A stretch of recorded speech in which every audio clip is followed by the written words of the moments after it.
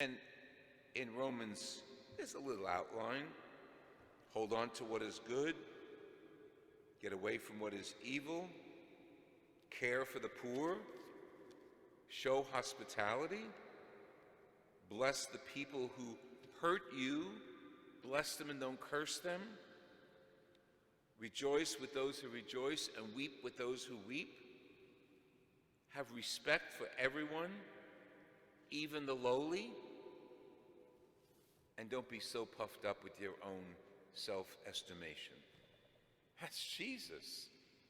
So what Paul is writing to the people of Rome, he wrote to us, and Mary already really imbibed all of that. We know by how she was faithful to Jesus. Think of the first miracle. She goes, tells Jesus, they have no more wine. I don't care. It's not my job. Jesus' response was, oh, they clean it up in the scriptures. What does it have to do with me, woman? An affectionate way of calling his mother. But she knew what she was doing. She had him right here in the palm of her hands. What does she say? She ignores that comment. She goes to the waiters and the servants. Do whatever he tells you to. And there, the abundance of wine comes. Filled with the Spirit. She's pregnant. And the angel Angelos, the messenger who told her that she would be the mother of the Son of God, again, fervent in the Spirit, not 100% sure, even poor Joseph, my betrothed is pregnant, and the Holy Spirit speaks to him as well. Again, it's in the world. It's not an easy trip for them. And what does she do? A few months pregnant, she goes to visit her kinswoman, Elizabeth. That's what that window epitomizes, shows, illustrates. She goes and takes care of someone who is already in her 6th month. There were no midwives, there were no hospitals, there were no neonatal communities or wards in the hospitals, no hospitals. So she rolled up her sleeve, filled with the Spirit, and did what needed to be done.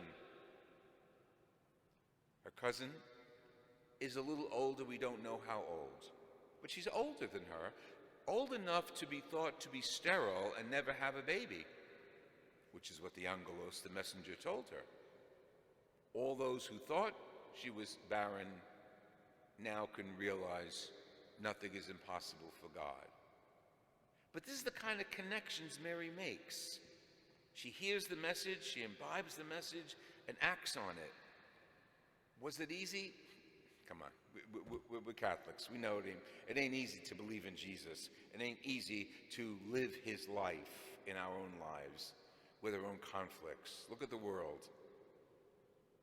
And yet, she rolled up her sleeves and with her husband went off to see and take care of her cousin and stayed with her a few months and then went home. Mary was filled with the fervency of the Holy Spirit. And that's what we commemorate today.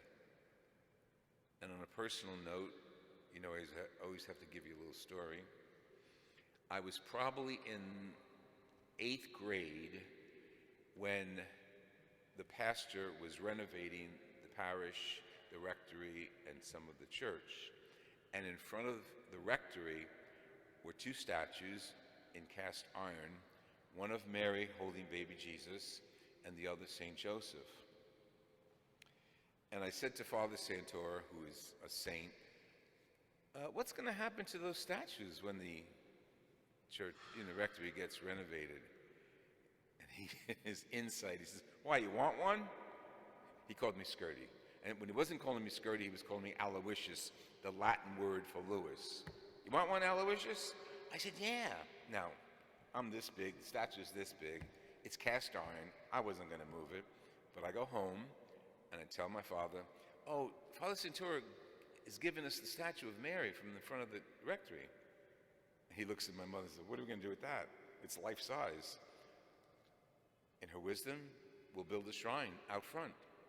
So the shrine to Our Lady was built, and today Feast of the Visitation, and it used to be called the Feast of the Queenship of Mary.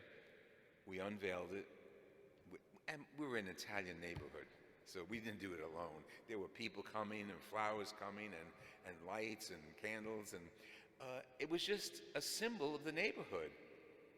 And Mary stayed there until my father passed, and the house was renovated and sold. And Mary is still with the family. That statue of Mary is in Florida. She's not on vacation. She's with our family in Florida, dedicated today on the Feast of the Visitation. So now you got a little bit of me, a little bit of Mary, a little bit of Jesus, and we're united together in faith.